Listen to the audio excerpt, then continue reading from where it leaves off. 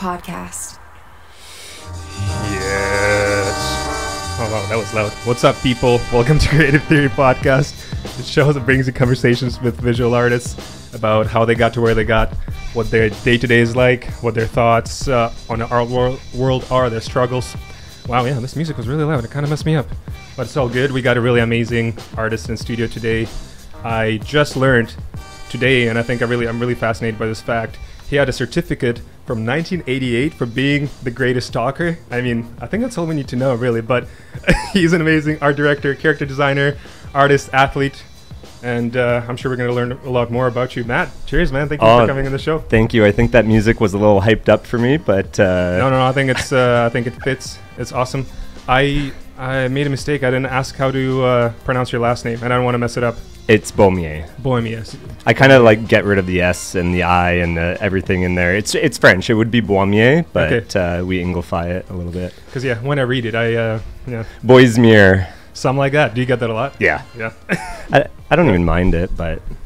well, I got a pretty tough last name, too. Living with it. Yeah, I don't think I've ever said your last name. That's okay. We're not even going to try it today. I know your first name, though. That counts. So, Matt, as I mentioned, art director, character designer. You're really a fun person to follow on social media. I got you on Facebook, I got you on Instagram, and the recent adventures and travels have been pretty fun to watch. How's it been? How long have you gone for, by the way? Yeah, so this last trip, I think what Ilya is mentioning is that I keep quitting my jobs and taking off for a few months and going traveling. So last year I did 3 months in Central America. My goal was to get better at surfing.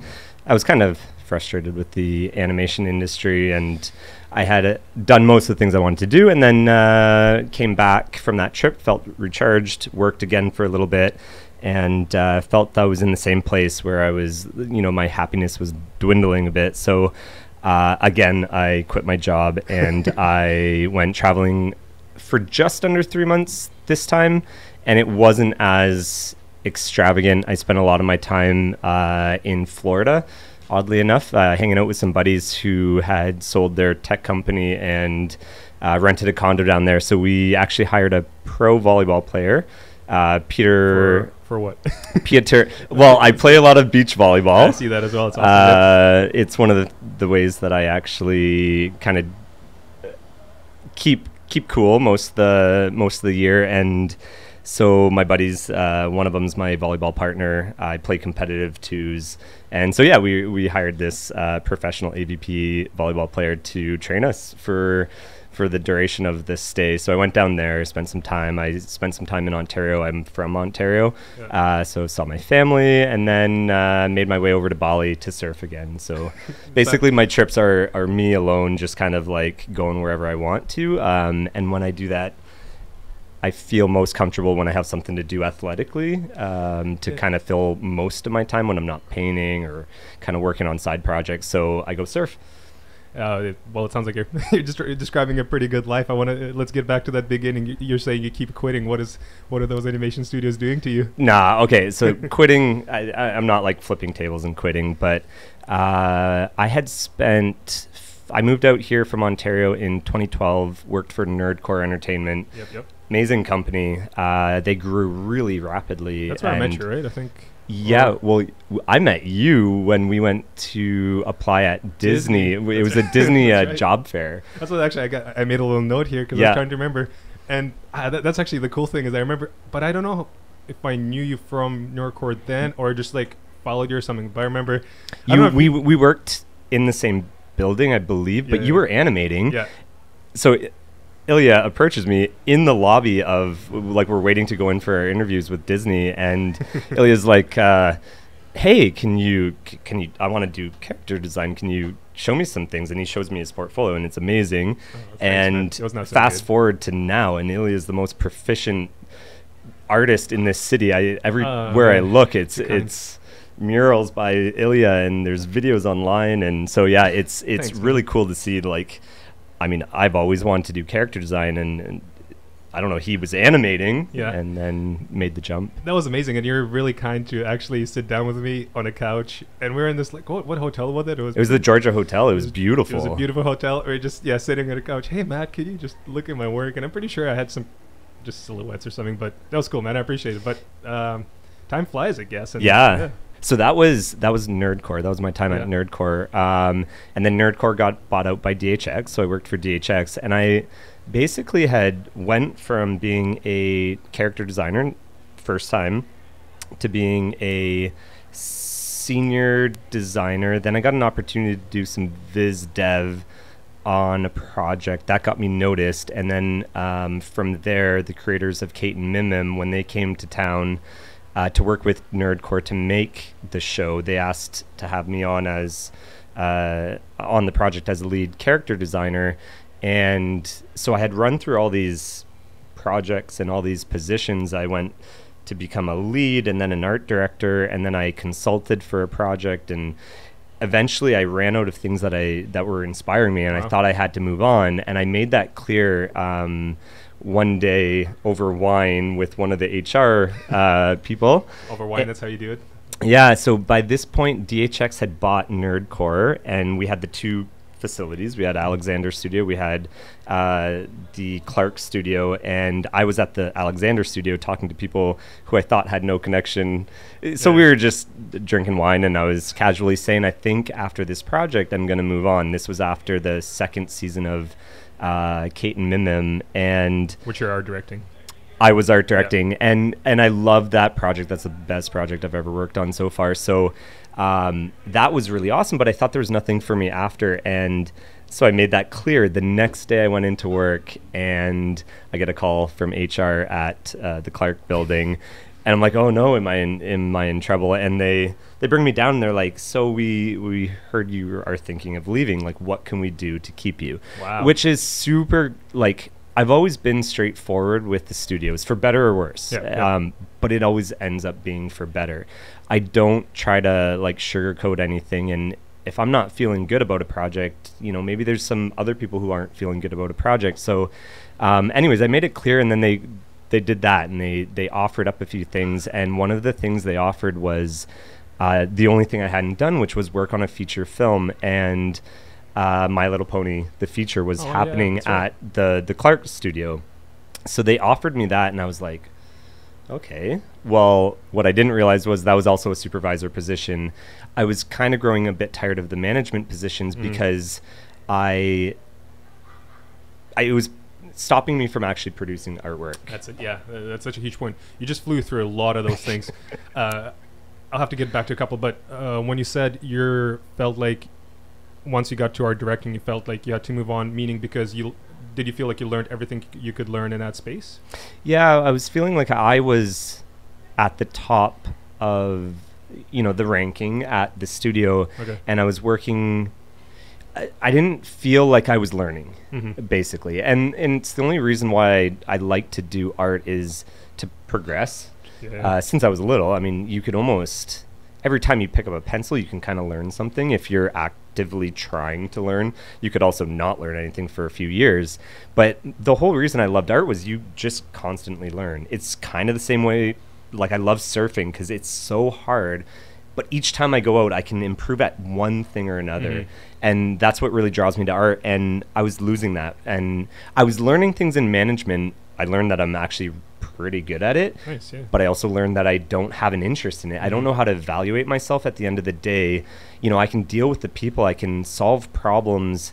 I can do all of that. But when I go home at the end of the day, I don't know how to evaluate what I did. And so when I draw a picture, I can go home. There's a result.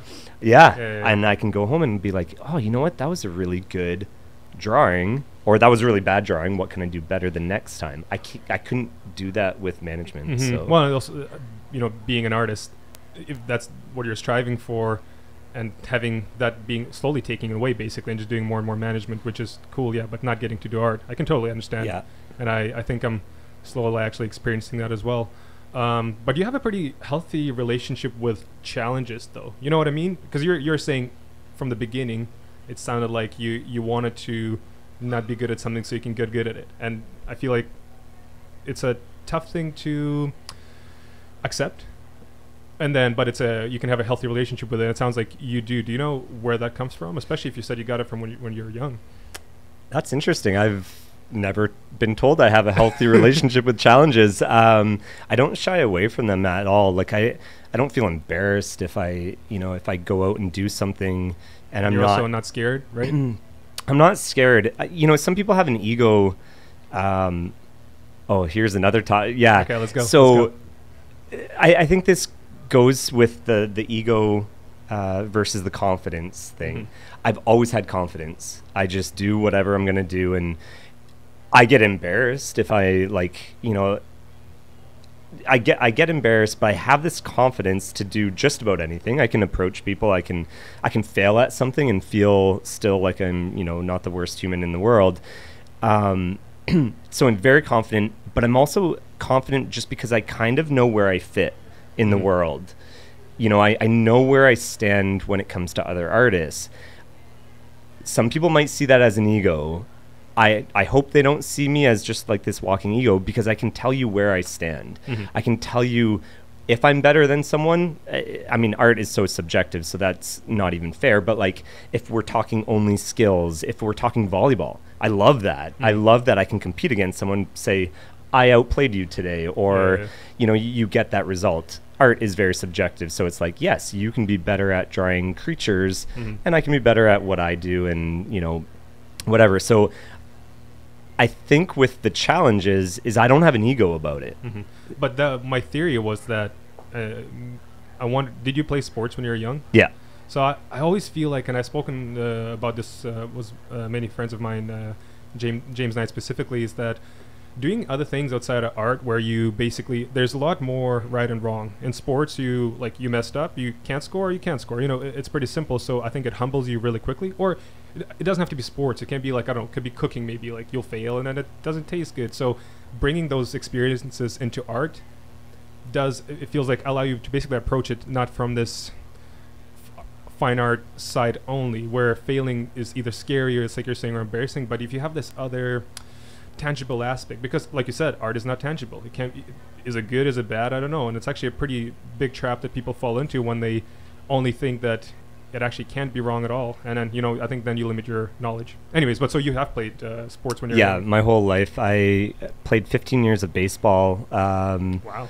Competitively, but I never made the travel team, and that's something that I went out I think 3 years in a row to do this.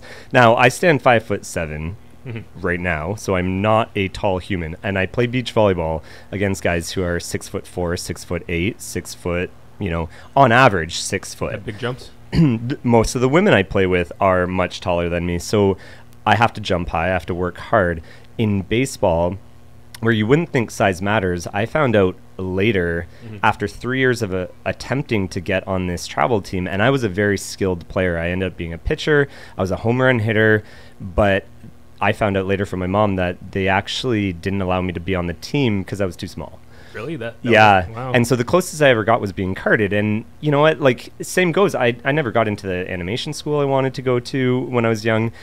It was never a failure. It just changed the direction of where I was going. And I continued to play sports, and I dominated, in the baseball leagues that I ended up playing in. I was always I'll always kind of rise to the occasion of the room I'm in, basically. And I love to be in a room of people who are more talented or smarter or, more successful, whatever you deem that to be. But I love that. It challenges me. And, I had an interesting situation, actually, as a hiring art director. Yeah. I was hiring a senior designer one time, and as I was doing that, this guy was much older than me by about 20 years, lots of experience, 6'5", and he was good. He was qualified for the job. And when I left the interview room, HR was kind of like, "Are you sure you want to hire this guy?" I was like, why wouldn't I? He's like the perfect candidate. They're like, well, he might give you a run for your money.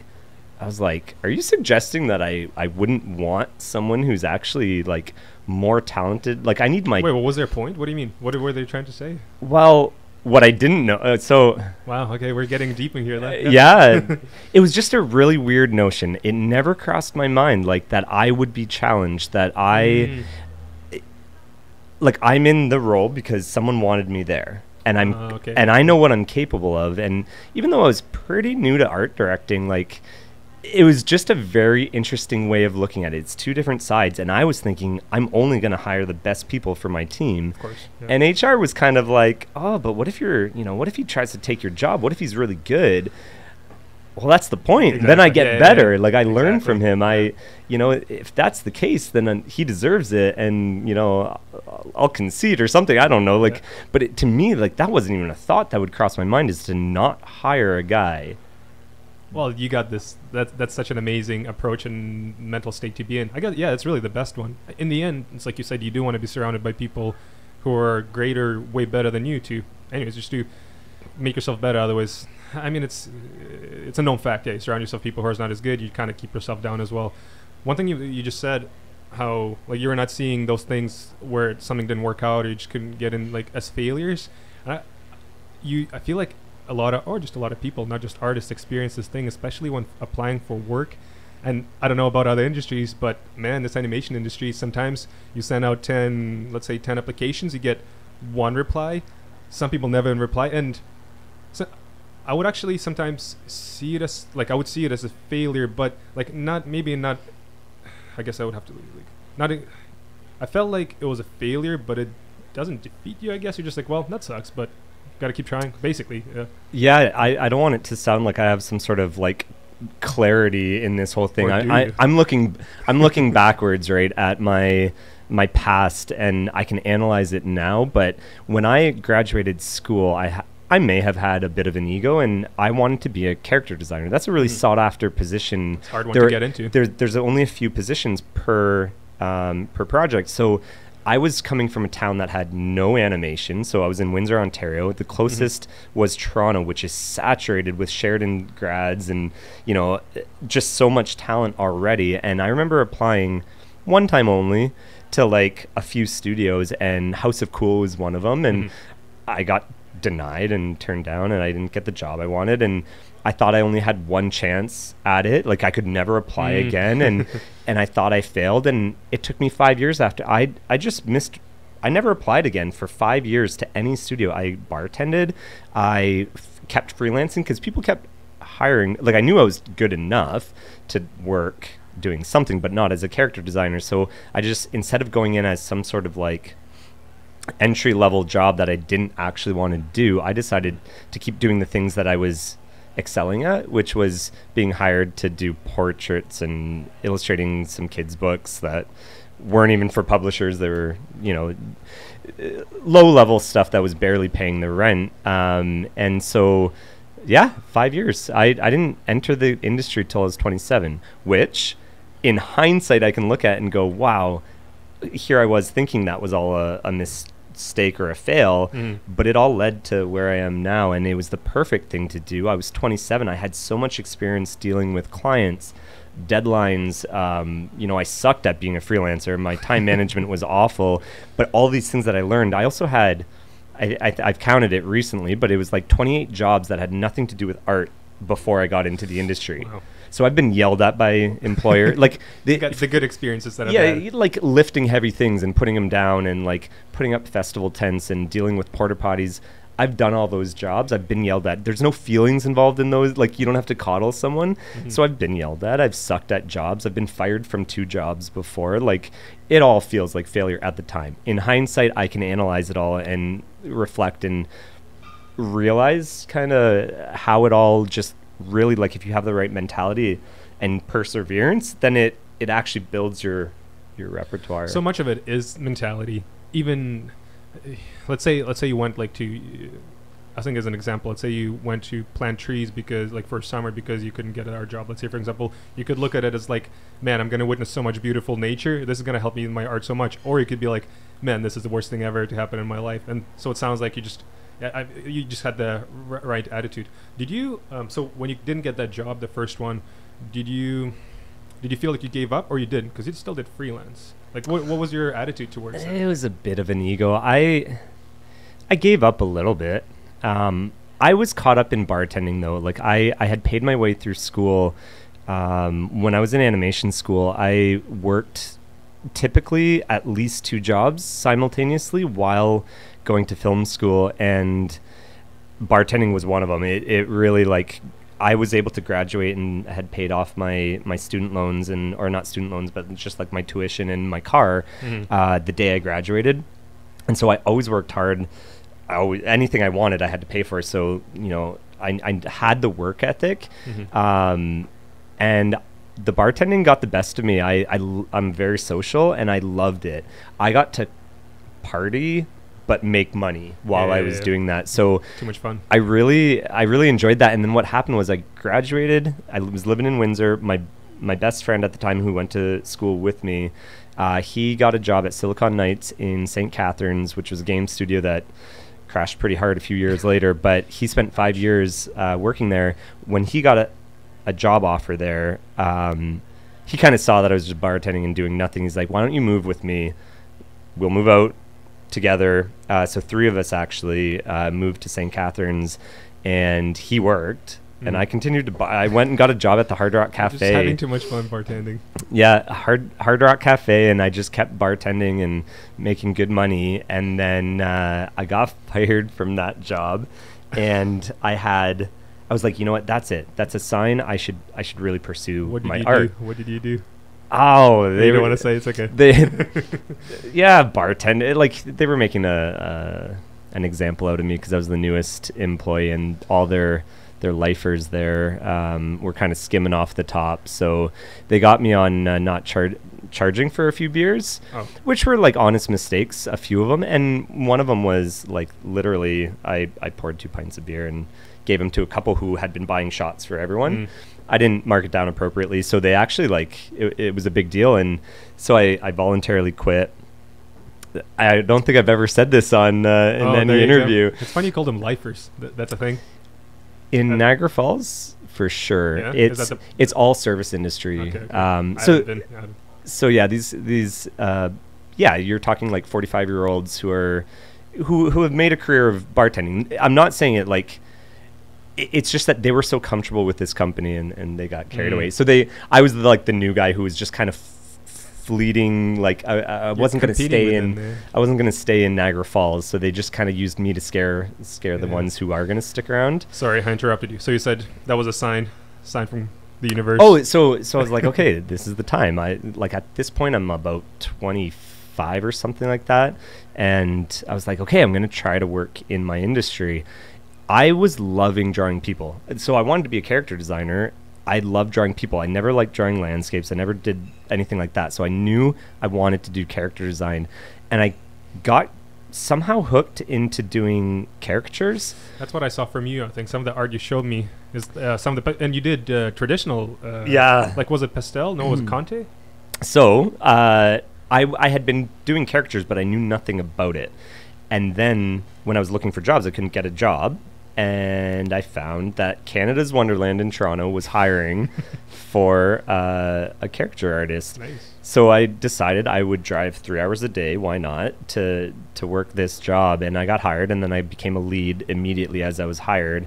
So I was a lead caricature artist at a How does it work? What is the difference between a lead and you get a bit more commission. Okay. I can tell you right now. So I was commuting 3 hours a day in a car that was way too expensive. So it was costing me about $30 a day in gas. Yeah. I was making minimum wage with the theme park with 20% commission. Basically, a good day, I would have to work a 10-hour day to make it even remotely worthwhile, which makes it a 13-hour day with the driving. Ooh. And I, at best, was clearing $110. Damn, dude. So I did that for 5 months. So clearly you loved it. I mean, the fact that you did it. I did love I loved it and I hated it. It's one of those things where, like, again, I was failing. I was going backwards financially. Yeah. And I thought, what am I doing? Well, like, this isn't going to get me anywhere. So what I did was get smart. So I would work in the theme park. People would be super impressed with my drawings. I always had a really Disney-esque style of drawing, so I could sell any drawing I did with appeal. So even if the likeness wasn't there, I could make an appealing drawing. And you have to draw straight to marker, so like everything was safe. And so I would do that, and I would sell the frames, and I'd get commissions on all that stuff. But then what I would do, I started bringing business cards to Smart. work. There you go. Yeah. And so everyone would be like, oh, do you do parties? And I'm like, wait a second. The rate for parties is going to be way better. Yeah, so I'd hand out my card. They'd call me. They would book me. And I would take a day off work. And instead of working 10-hour day, I would work a 3-hour day, make $300 instead. Wow. Charging like $100 or $125 an hour. You're working a party. They feed you. It was amazing. And so I started kind of balancing my time that way. And then I became part of the International Society of Caricature Artists, ISCA. Got super involved with that. Later that year, I would do my first convention with them. I ended up winning an award for Best Digital Style because I brought my laptop. And at the time, all these guys were old school, working in the theme park way, or painting and doing all these traditional mediums. So I brought my laptop and I got an award for that. I got some publicity for that. Turns out all of that that has made me the artist I am. I'm fast. I'm confident. I work in pen. I never work in pencil. Like, this is such an amazing story, and I think this is really why I wanted to, and I love doing this podcast, is because it seems like there's a lot of these, like, it's so unconventional. This is such a cool story to hear. The fact that how it took and what it took to get to where you are, it's amazing. Yeah, well, yeah, it's amazing now to reflect on it. But I mean, back then I also moved after I did that. I was already going broke, and the girl I was dating and we decided to move to Vancouver without ever having lived here. Knew it was kind of expensive, and just took a shot. And the market crashed. It was 2008, 2009. I could not get a job in the industry out here. I had no experience.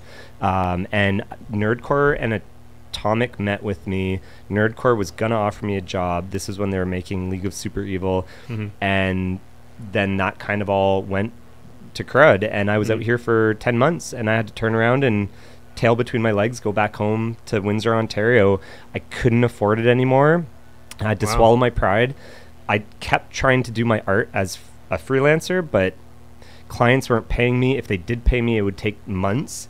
Then the bank would hold those deposits because I had no money in the bank to back them up. And so then I was bouncing on my I bought a way too expensive car when I was actually making good money at Hard Rock. So I failed, and I missed so many insurance payments on my car. And I used to be really diligent with money and all that stuff.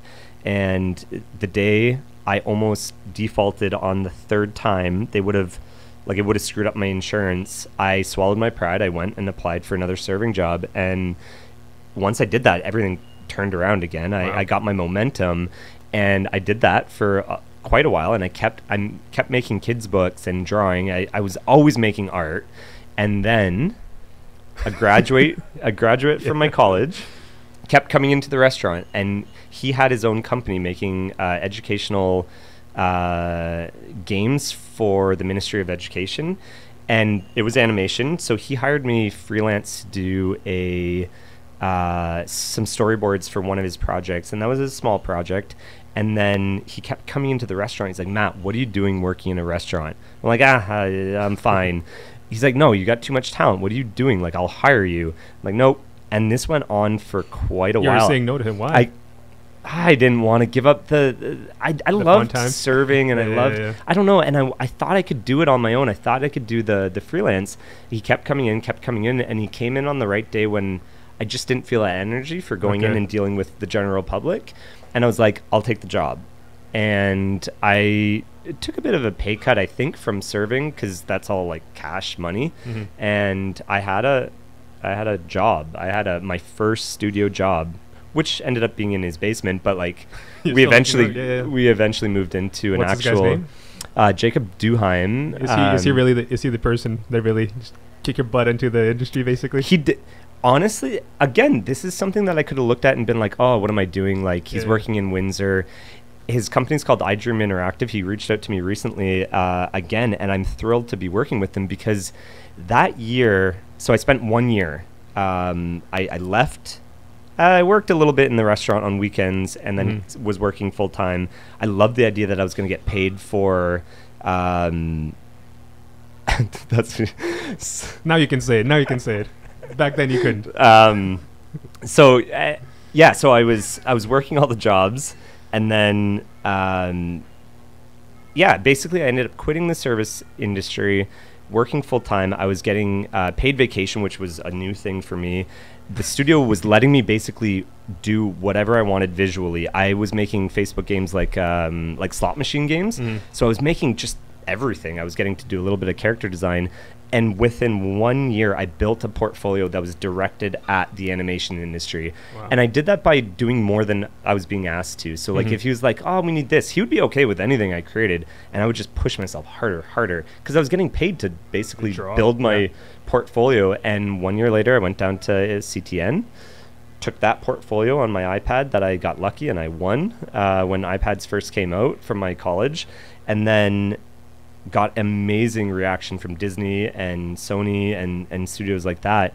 Thought I was getting a job and then applied, and it was great. But that job really, like, it was focused art every day for 7 hours a day, about 7 hours, and then 1 hour of shooting each other on Call of Duty.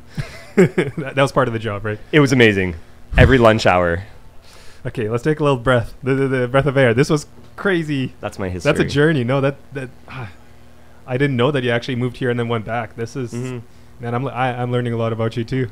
What's funny is that you mentioned that you sucked at freelance. I think those were actually your words. And then, ironically, now is that I'm trying again. Which word you're doing? You've been doing for a bit, yeah.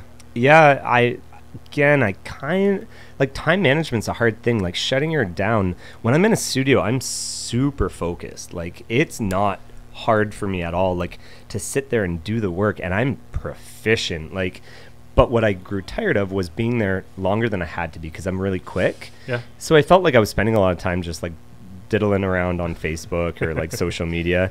I would draw a lot for myself, and then I was like, there's so many other things I want to do. Like we're in Vancouver, it's a beautiful place. Like I don't want to be here for the sake of being here. I'd love to have a little bit more freedom, and that's why I'm trying freelancing again. But the hard part about this is shutting it down, building that schedule where you can work 9 to 5 and then be okay with what you've accomplished and shut her down. I'm learning that right now. Yeah, Matt and I actually, before we got the podcast going, we had a conversation a bit about that. I thought it was really cool. One thing, the point you mentioned as we were talking about him freelancing and traveling at the same time, is that I think there's an idea that when you do go start freelancing, you're gonna have all this free time in the world, and then I haven't done as much as you, but you quickly realize, if you keep saying yes, or if you're finding a lot of work, and as you said, because it's harder to know to shut down because nobody's telling you, like there's no time to go home kind of thing, so you may actually end up with a lot more work. You do. I think I haven't adjusted my mentality because I'm pretty good at, I don't have a car out in Vancouver, and I was making good paycheck when I was art directing, so I have money in the bank. So I was able, like I'm not pressed to find the work, or at least I wasn't when I first left. So there's no sense of urgency, and I haven't shifted my mentality yet to thinking that I still need to work 8 hours a day, like or whether that's for a client or for myself. I should be putting in those hours. So what I do now is I have the projects, I do what it takes to get those projects out. That might be 3 hours in a day, and then I do whatever I want. I need to figure out a routine that works for me where I can use all that rest of the time when most of the world is working or doing whatever, and build those projects that I want to do, the passion projects. So I haven't shifted that. I'm still wasting a lot of time, and I want to be a very effective human. I'm better at, like, these projects now no longer linger on my mind. I can really get them done. It's what I do with the rest of the time. How hard was that to learn? Because it's not about, I know you're in the middle of it right now, like you're saying, to try to have this life adjustment, but how hard is it to not have that linger in your mind? Because is your mind usually on a project throughout, even when you're not doing it? It's what I'm finding hard right now is if a project is currently in progress, I have a hard time working on my own stuff. Okay. That's something that's different from when I was working on at a studio. I could come home and work on my own paintings. I could do all of that, but there's like this mentality shift where I don't feel like I can allot time to my own project if another person Do you is feel waiting guilty on or do you stuff. feel more attached? Not sure. No, maybe it's a little bit of guilt. Yeah, Yeah. It's a hard thing where so that's what I need to figure out. How do I allot myself a certain amount of time and be like, I will work 4 hours on this project, Yeah. and the rest of the time that's for me to build my empire or whatever you want to call it. I can't wait to see that. Have you thought of this? I don't know if it defeats the purpose, but have you thought of having like renting a studio space? Is that have you considered that? Well, I've seen your space, and I'm like, yeah, that's right. man, with other creatives, that would be amazing. So when I was down in Florida, that worked amazingly. I wasn't with creatives. I was with 2 tech guys who were coding every day, but we had a routine. Like I would wake up, run 4K on the beach, come back, work out in the gym maybe, and then we would find a cafe. We'd buy our little acai bowls and we'd work for the next like 4 hours, which was fun because I work on an iPad and everyone approaches you, and like I ended up getting to do a talk at an animation school down there. That was really cool. That was just from working in a cafe, and I love that interaction. Like it doesn't distract me. I thrive on bodies being around. And for some reason, I cannot justify in Vancouver, like coming back and like I have a space at home. I have my desk. I have whatever. I can't justify getting a space. I know I need it because every time I'm at home, I'm like dishes, laundry. Like I can't separate the two. Why can't you? What do you mean you can't justify? Does it I feel don't too know. expensive? Or? Yeah. Okay. No. Well, and that's maybe part of the Vancouver thing, but sounds like what you did. You're saying Florida. It sounds really cool, and I really love when it actually happens. What you said, when people kind of discover the art, or when these relationships are built in such a like almost like organic way. I feel like that's the best. You kind of meet on these equal side path, and then that's cool. The difference. So I don't drink coffee, and I know a lot of people. I could do my work in a coffee shop. I don't need to rent a place really, and I would be okay with that. But I don't drink coffee, and that just means I'm going to turn to sugary drinks. Like it's going to be me sitting drinking hot chocolate or like apple cider. Like there's nothing that like tea doesn't really do it for me. It's like flavored. Barely flavored water tea. Like I don't know. You got a bunch of people hating on you right now. How dare you? I've never been like a hot drink person, and like it makes me sad when, especially because Vancouver's so like dreary all the time, and like everyone looks so happy holding their Starbucks purchase. Okay, when before we started this, and you're telling me you came back from vacation, sir, and then people can't see, but you got a pretty nice stand going, and when you said you came back. I was going to ask, but in a good way, it's like, so why did you come back? Sounds like you had it so good. Why did I come back? I had no plan, really. What happened was I forgot to do the initial visa thing when I got to Bali. And you can't extend past 30 days if you didn't do that initial setup. You pay like $30 or something like that. So anyways, I also got not detained. I couldn't get to Bali the first time I tried because I didn't buy a return ticket. Like I was winging this trip. None of it makes sense. I flew from Vancouver December 23rd to Tallahassee, Florida, which is random. Spent like a week or so there for the holidays. Then I drove from Tallahassee with my mom, who was down there, back to Ontario. So that's like 18 hours of driving. Wow. And then spent time in Windsor, Ontario. Then I went to Toronto for a bit, learned blacksmithing with my buddy who's learning. I saw that video. Yeah. We'll talk about that in a bit. Yeah, check out my YouTube channel. That's right. So my buddy's learning blacksmithing. So then from Toronto, I flew to Fort Lauderdale, spent a month in Fort Lauderdale. Then my friend called me and said they were in New Orleans for a convention and had, their company was putting them up. So if I wanted to just fly over to New Orleans, which was pretty close, so like $70, I was like, yeah, I'm coming over there. Turns out that was Mardi Gras, so that was super fun. Yeah. And then from there, I was like, okay, I really want to get to Bali, but I don't want to do the full flight. So I was looking at options to kind of like break it up. Maybe I was going to go to Hawaii a little bit. And then I found a good deal and decided to fly to Bali, but that meant going through San Francisco. My flight was delayed a bit. And I had to run to the gate, and this was at midnight. The gate was just closing. They're like, okay, you're the last one. Like, let's go. They swiped my ticket, and they realized I didn't have a return ticket. You can't go to Bali if you don't have a flight out. So are they afraid you're going to stay? Yeah. Because you loved it so much like there? It's like a visa thing. So at midnight, at China Airlines, like not much English being spoken, it's midnight. I'm in San Fran. They just shut the gate and leave me there. And I'm like, what do I do? Am I losing out on this whole flight, which is expensive? Am I allowed to get on another flight? And finally, I find out enough information, and the flights only run at this time every night. So I'd have to wait 24 hours. So luckily, the year before, I met a really awesome guy traveling last year in Nicaragua, and I knew he lived in San Fran. So I called him up. He happened to be awake at midnight, couch surfed on his couch, ended up having the best day in San Fran. Like, I had been to San Fran before, but I hadn't seen like San Fran that way, and we had the best day. I got on the next flight, got to Bali.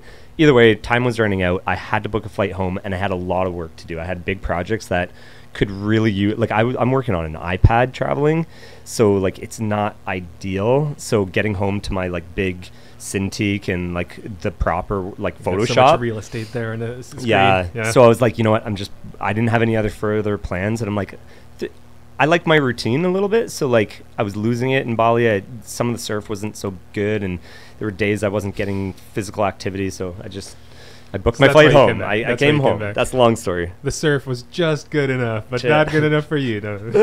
You're not going to take the mediocre conditions. Don't be fooled. I'm not a good surfer. I'm just learning.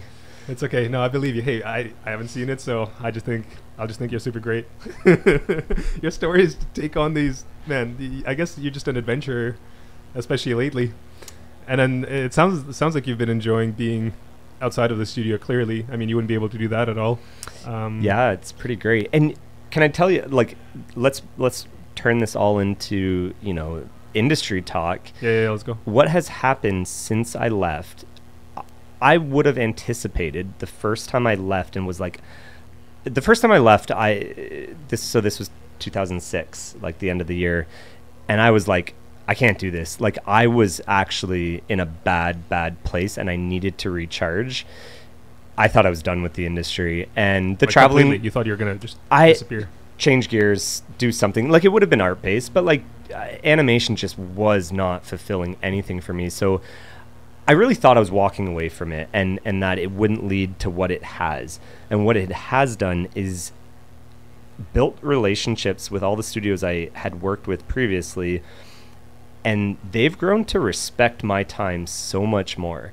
It's this really weird thing. Like, I remember, so the first time I was traveling, I was still working with DHX because I've been developing Strawberry Shortcake for the last few years with them. And I was working on that while I was traveling, and they needed me on a call, and I was just arriving at the beach. I was like, hey guys, like, I can't get on a call right now. I'm about to go surfing.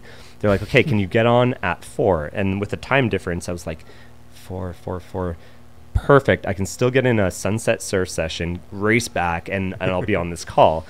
And so I do this, and I get back to my place. I'm still dripping wet. I'm super tanned. I'm in a tank top, and I turn on my Skype, and it's 6 executives in a boardroom, like, looking at me going, we hate you. They hate you. That's what I was thinking. But like, they admired what I was doing, and it had no bearing on the work. Like, I could still produce for them. I could still, like, it made them happy. It made me happy. And we have this relationship that works now, where they do respect my time a lot, and I respect their needs, and I get them what they need. And, you know, you build up this whole idea that you have to be go all the time. But when I stepped back from it, people actually started to respect your time a little bit more. They didn't take advantage of you. They didn't, you know, like... Well, because then they have you. I mean, now you can just... Well, I mean, then you could have left at any point, but now it's like... I mean, it is your personal time, and now they're dealing with you as a person rather than a tool in this big collection of people, right? It's really interesting. I don't think I could have predicted that, and I've got to work on some really big projects, and I get to dictate the terms, and... I kind of like that. So there's definitely like good and bad to both.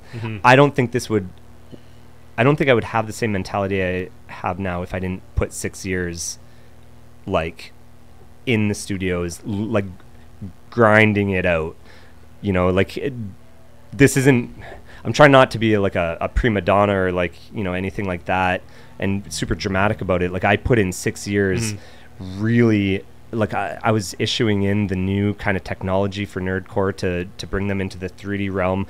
All of it was frustrating, you know, like it was a lot of work. So without that, I think I would just be this like spoiled person, but I do really appreciate the situation I have. So. But I think it's so good to get that understanding of how studio works, even though you're freelancing. You still need to know the going-ons in there. Yeah. And you need to do, like, just so you either don't go backwards or you're able to call them on their bullshit, I guess, if they're trying to. Because, yeah, there's just so much to learn. And, yeah, once you end up working with studios outside, you still know what the going-ons. Yeah. Do you want to...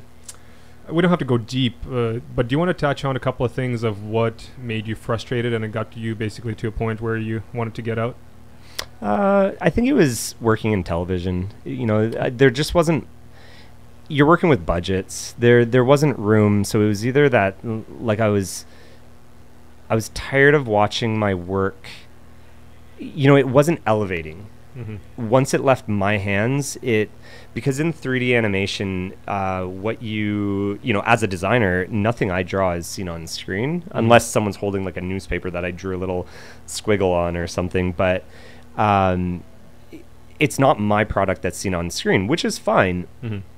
But the problem was I was seeing this like deterioration from concept to finish, and that's a product of television. And you know, there's just so much work in the industry right now in Vancouver that we can't even find the talent to fill these roles. Yeah. And people like, you know, HR is going right into schools like Capilano and hiring entire graduating classes because you can't find enough, you know. And which is okay to do, just you need to make sure you got really good seniors above them to direct it. But then you mentioned budgets, and then once that comes into play, the quality drops, right? And then truthfully, yes, I'm drawing. You could call that creativity. Mm-hmm. But when you're doing it on a production and it's a 52 times 11, like meaning 52 11-minute episodes, mm-hmm. That's like working at Ford Motor Company on a production line. So yes, I might be drawing and you can call that creative, but creativity is in the mind, not necessarily just moving the hand, and everything had been established. That's why I do Viz Dev. So I'm the guy comes on at the earliest stage of these productions. When someone has a glimmer of a thought of what they want, that's when I come on and I get to do kind of carte blanche designs. So that's the beauty of doing freelance now, is those are the projects I take on, and I honestly, and I just say I won't do any of the production work. Like I don't do turns. I don't do like I'll do expression sheets. Obviously that stuff's like tons of fun, and I'll really, depending on the terms, but like if they want me to highly render something, like yeah. But the cool thing is that basically at this point it's like you paid your dues basically to now be able to choose the kind of work you want to do. And I think as an artist, that's really the goal. You know, in the end, people want to be able to pick their work to be the most proficient and excited about it. And yeah, it sounds like, I mean, you just described your journey, and it definitely wasn't easy, but it's cool that you now at this point where you can actually have the choice to be able to pick up a project or the kind of even art you want to do.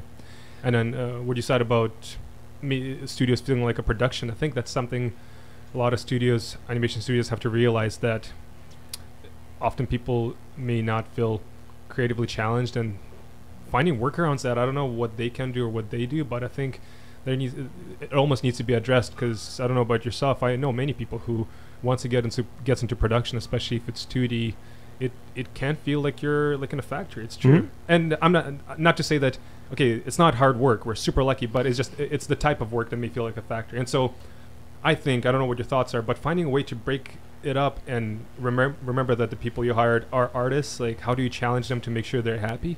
I don't know. Yeah, you have to like, I always try to give my designers ownership, you know, through and through. Like I'm not the art director who bottlenecks projects and I don't have to touch everything. Like I want to give that ownership to the person who was throwing in their design. Mm-hmm. Like I don't see them as just like a workhorse. Like I want them to be inspired. I want them to be like, the way I see working in a studio, at least the way I used to when I wasn't managing, like as a designer, that's the best job you can have. Like you're literally being paid to build a portfolio. Oh, yeah. And if you use it that way, it's like you're being paid to go to school. Yep. If you're smart, you will grow and grow and grow rapidly because you have really talented people above you, especially as like a junior designer. Like everyone's better than you, and you just look around and you learn and you put pen to paper and you get better. So that's an amazing thing to like. The industry's great for that. Mm-hmm. How actually? I had a question. Is what kind of, if you can describe it, what style of art director are you, or what kind of art director are you? It's weird because I'm pretty neurotic, like in life, and like you know, like I'm an overachiever and I'm very particular. Mm-hmm.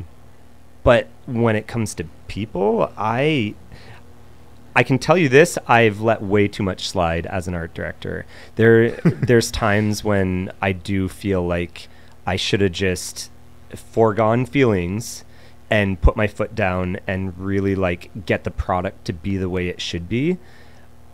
But clearly I couldn't. And that's a weird thing because it's like I know I can do better. Oh, for sure. You know, Kate and Mimim had massive problems that I knew about, and I did try my best, but like I didn't put my foot down. There was an issue that took 14 episodes to change, and I watched that first season of it. I'm like, how is this possible? Like it just looks, the colors are, it's all a color thing. Mm-hmm. And we had spent so much time kind of finding this perfect color palette. And yeah, other times I do put my foot down and I feel like a dick doing it, but then it reveals this massive problem and I'm like, thank goodness I did that. But yeah, I'm pretty easygoing. And I just try to build everyone, like get that confidence. Cause if you crush someone, like you can't get that back. Like, you know, if you take your designer and embarrass them or like, you know, just draw over everything they do, like what service are you doing? So, and then I'm always, I guess in terms of what kind of art director, I am like a perfect balance, I think, of production and creativity. Cause I'm very mindful of production and I never stop. Like you really have to be, I mean, you really have to save everyone else down the line, basically. Yeah. So it was always move forward, fix it on the fly, and like let's keep this going because I don't want to be the diva. Basically, like art directors already like they have a bad reputation. I don't want to be the guy throwing a hissy fit and stopping production and making everyone else do overtime. So and that's why I'm asking particularly, because it is that tough call, and that's why I asked if you regretted it because you're dealing with artists, people, and then the industry and the clients, and to balance all those out, it sounds like a dance, and everyone figures out in their own way. That's why I'm curious about yours. The thing is, the clients' expectations are usually less than mine, right? Like I can push something through and the client will be like, yeah, that's fine. sometimes clients are absolutely, you know, crazy, but it's not usually just like the skill level or like there's a certain thing I'm looking for and then there's a certain thing the client's looking for. And usually I can get it through to be good enough for what the client wants. But then I'm like, man, like this is my name on it. Like I really like, you know, I want to be the chromosphere, like the Kevin Dart and you know, I want that look but never happened. Do you think it's, but those guys like the Kevin Dart, I mean, it seemed like they started by themselves to then get to that point, right? Yeah, they're trusted. It seems like that's kind of how you got to do it. Their style stands true because people come to them and they already have that look and they just trust them to do that look. Like they're not coming to them to create something completely different. From the outside, it kind of feels like that's what's happening to you. Even the fact that people are looking for you to do work, are they looking for you because of your look or your experience? Fair enough. I think the difference though is when it comes to Viz Dev, I don't typically do the whole package. People always just hire me for the characters, which I'm okay with. I'm actually really okay with that, but it's hard to pull a whole look of a show together, and I've never seen it come together the way I would like it to. But yes, they come to, I would say both. I'm not the most skilled artist out there, and I'm not the best character designer out there. I think I've gotten by so much by personality. I think they enjoy working with me. They know that I can deliver on time, but I do actually think the interaction that we have is a huge part of it. And this is something you don't hear often enough, I think, and I think there should definitely be emphasis on this. You know, people want to work with you because you're a nice person as well. I mean, there's many factors that go into it. It's like that three, like exactly. Pick one or pick two, right? Yeah. It's like speed, whatever that saying is, but yeah, with me, I've created these relationships, and I'm a bit of a schmoozer, and like, anyone in HR knows that I am. You got the moves. So like, I've been very fortunate that way, and I do try to, like, in my whole life, I foster relationships, and I work really hard at them, and they are of value to me. They're not fake. They're not phony. Schmoozing sounds terrible, but like, no, I really, like, I kind of know how to navigate personalities, and like, just recently I kind of goofed on an invoice or like a quote for a project, and it was unwildly huge, and I had expected to do more work, and they had agreed to pay the amount. And after everything was approved, I looked at all the numbers, and I'm like, wait a second, that was way less work than I thought. So I actually went back and said, can I please revise this for you? Because nice. I value the relationship. Look like, at you. I don't, yes, they agreed to pay me this that one time because they were really in need of this, but I didn't want to take advantage and then have them be like, whoa, we can never go back to him again because he's so expensive. I wanted to be like, listen, I value the relationship that you guys come to me for work. I don't want to take advantage, so I'm going to revise this. And that's the type of kind of relationship. Like, I'm very open, candid, and I kind of state my intentions. That's awesome. While you're, sorry, I'm going to shift the gears here a little bit. While you're in your travels, because I meant to ask you that before, is that have you built up any good habits for travel? Like, kind of, you're enjoying yourself, but also getting work done. Is there anything you want to? The only thing don't party. This last trip, I actually refrained from drinking too much, which was fantastic. I was really working on getting fit. And I also realized I wasn't recovering very well from a night of having some beers, right? And I'm starting to realize that it's not adding any value to my life. I love wine and beer and scotch and all of those things, and I love being social. But it doesn't add any value to my. Comes at a cost. Yeah, like, I want to be the most effective human I can be, right? Like, I want to be producing stuff all the time. I want to be making content, and this just does not help at all. So, anyways, I wasn't drinking much, but the way that I can get by with working in an atmosphere that is so cool, like Bali, is if I have something like the sport of surfing.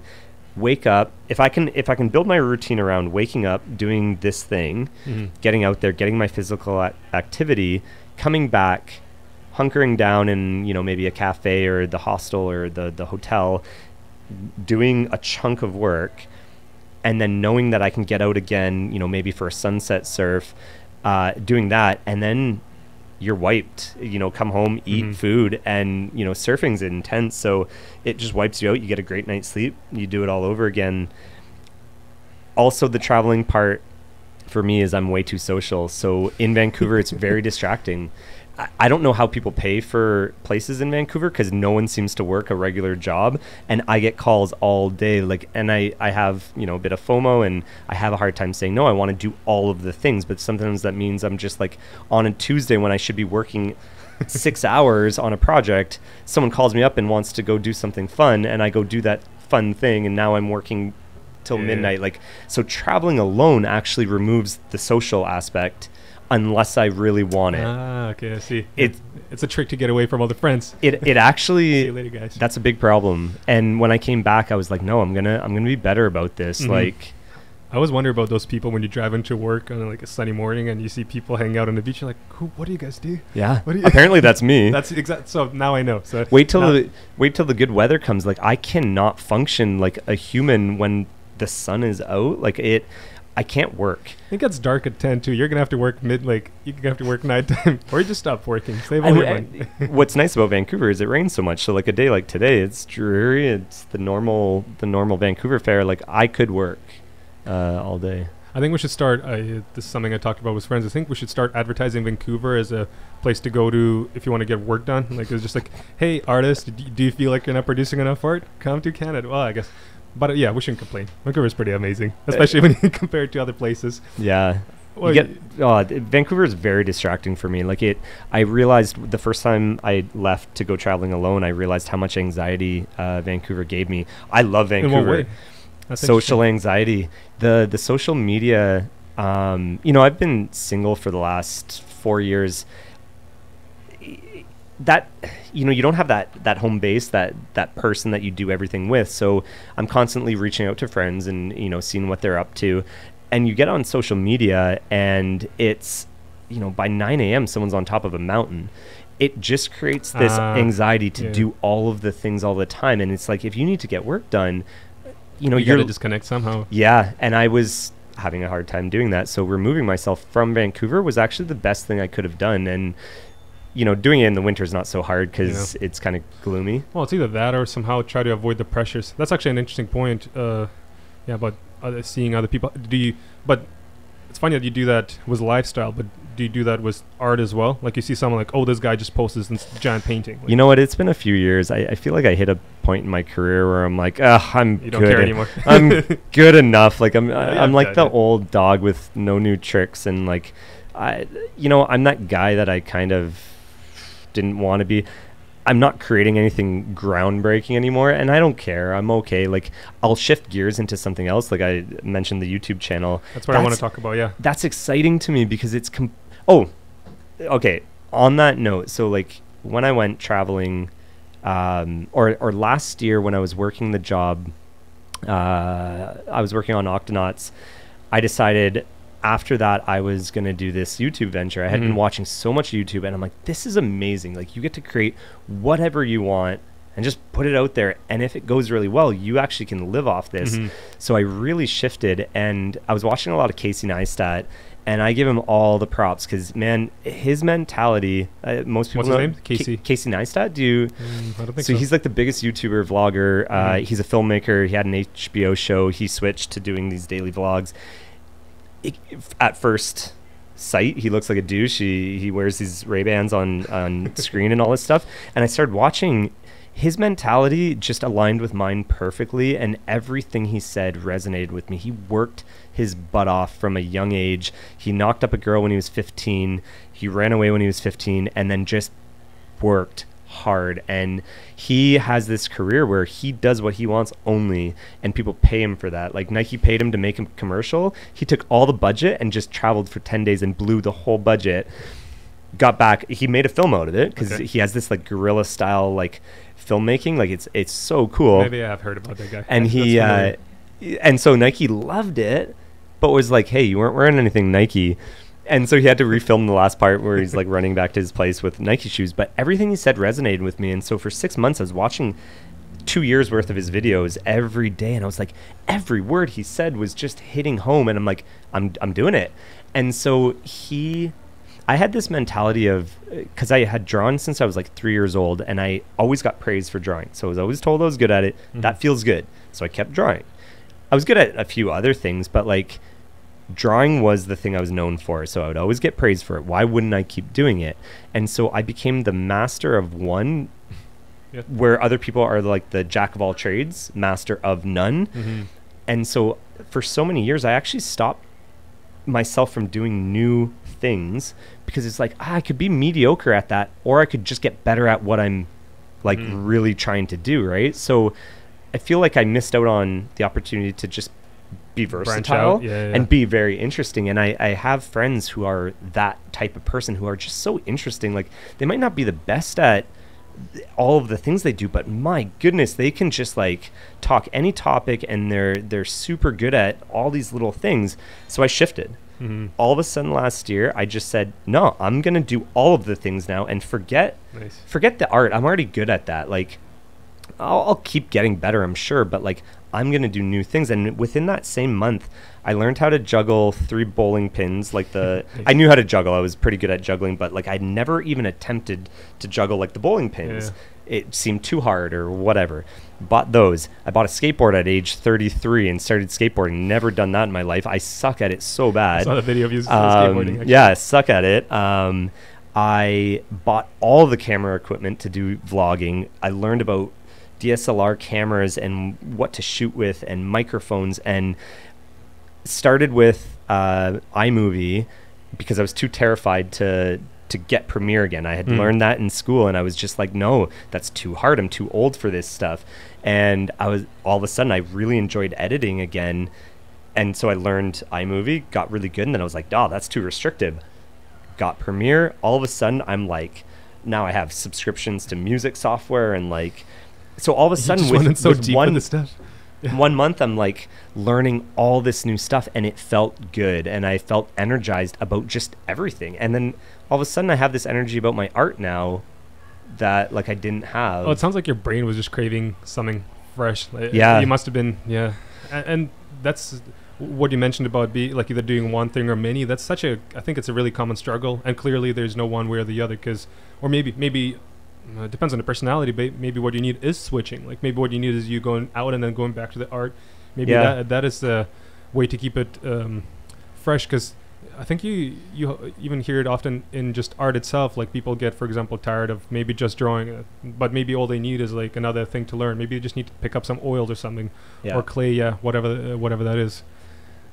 Switch up the medium. Those videos you talked about, that guy, those videos are dangerous though, because like when you're seeing this concentration of like you said, this guy's 2 years of life in however many hours of video, and you're seeing those highlights, it's tough to. Well, the thing with the thing with Casey is he doesn't hide it.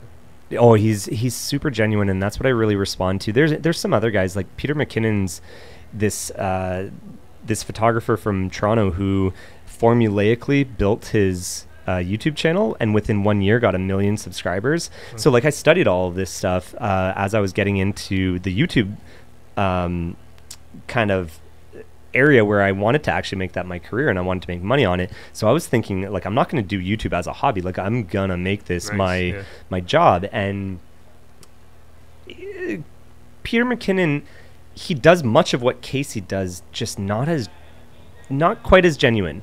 Casey is an open book. Like literally feel like I know this guy. I've never had any celebrity who's influenced me ever in my life. I've never, like, I'm pretty self-motivated. Casey changed everything for me last year, and it's so weird to say because he's got millions and millions of followers, and I'm sure everyone says that, but like literally it shifted everything for me. Clearly he's doing it right then. He's super talented. His thoughts on life are super cool. Like I've tried to adapt a few of them because I am like very particular and neurotic, and the way he treats his equipment, you'll look at him and be like, oh, you're just a jerk. Like you're making so much money on YouTube, you can go and just trash your equipment.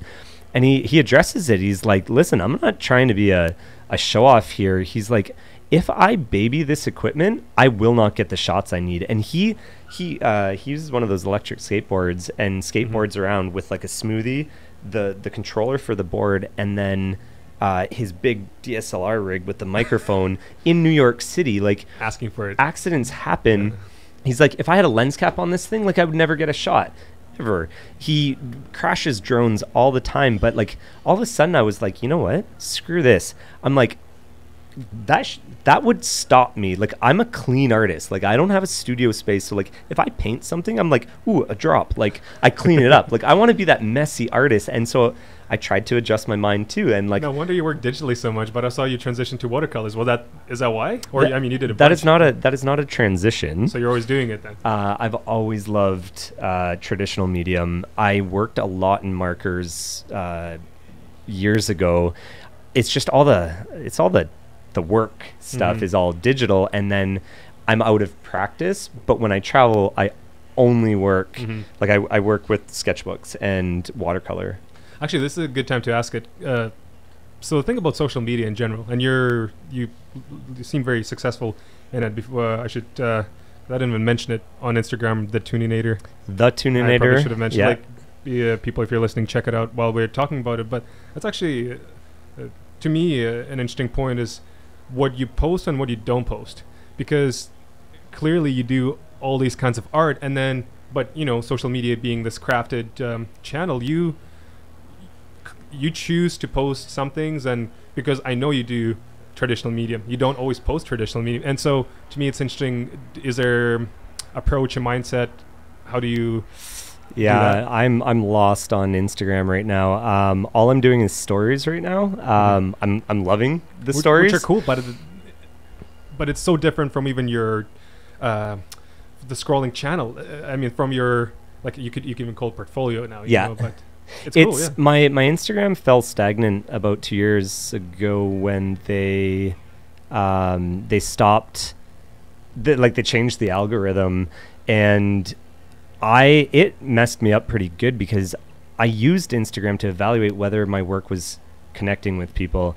And now it's like, well, is it connecting with people, or are people just literally not seeing it, or they are seeing it? I have no idea. Mm-hmm. So that really spiraled me. And then all of a sudden, like, I was thinking about how to engage Instagram, not what art I want to make, which is terrible. And so that's screwed me up so much. And then because I'm considering kind of making this break for YouTube and building this thing that can exist outside of me working in studios, now I'm like really focused on it. Like, oh, what are people going to respond to? And that has stopped me from posting anything. So I'm making art constantly, but I'm not sharing it because I keep thinking it's not good enough. It's not the right content that people want to see, and it's really messed me up a lot. It sounds like way too much pressure. It is, and I'm not doing it for the love of it. And actually, last night I spent the day kind of hanging out with some old friends and packed it in pretty early. I was home by like 7 p.m. and Saturday night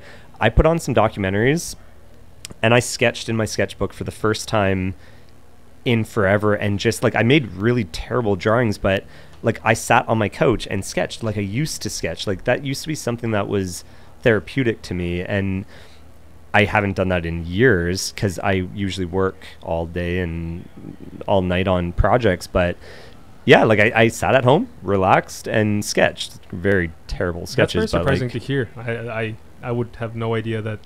Like I'll carry the sketchbook. It was really fun to carry around the sketchbook. I had this like tiny little moleskin, but like a soft cover one that I fit perfectly in my back pocket while I was in Bali. And you watch the progress. Like even if I go 2 days without sketching in a sketchbook, I suck the first 5 drawings. Rusty, right? You gotta do it every day. I think you might have seen that story. Like I just kind of flipped through the pages and posted a different page on every for each story, and just kind of like gave my thoughts on it. And I got a lot of engagement from my viewers on Instagram being like, wow, it's so good to know you struggle. Like, of course, like, but everyone struggles. And it's cool you showed, but because yes, I mean, you look at social media, and I know it is craft, but once again, you wouldn't know that. And I feel like I can, I wouldn't even have to try. Like, if I want to make a whole YouTube channel that'll engage people, I can just show all my crappy drawings. Like, if, DM me on Instagram if you want to see all my crappy drawings, because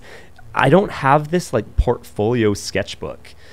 I used to think it had to be nice, and now I, like, scribble on the front page, and I'm like, well, sucks now, so guess I'll just doodle in it. And then that relieves the pressure. And but why do you put that pressure on yourself? Because clearly in your life and the way you let go and all these stories you just said with your adventures, you don't approach your life that way, but yet somehow art is it you just said you approach your art in a very clean way. Is there something there?